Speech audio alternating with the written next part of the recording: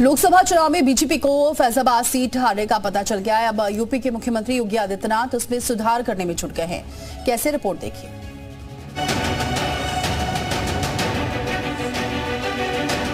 जो है व्यापारी और छोटे तबके के लोग जो थे वो बहुत ही नाराज थे।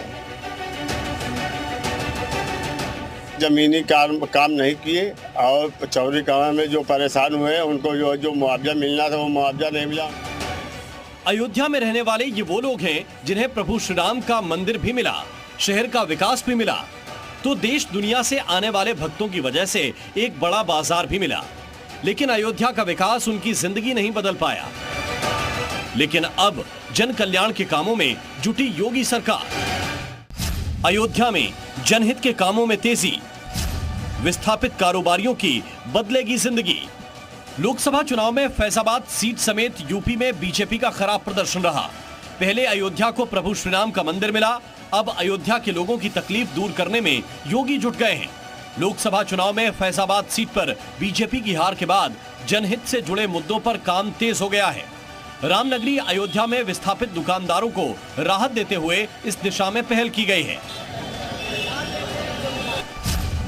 रामनगरी में विस्थापित दुकानदारों को राहत मिली है। नई दुकानों की कीमत में 30% तक छूट दी गई है।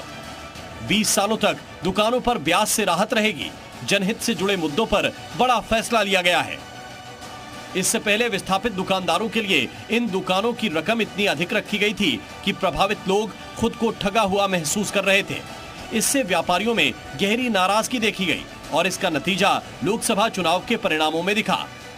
इसके अलावा और क्या क्या वजहें रही कि लोग नाराज हो गए, वो भी जानिए।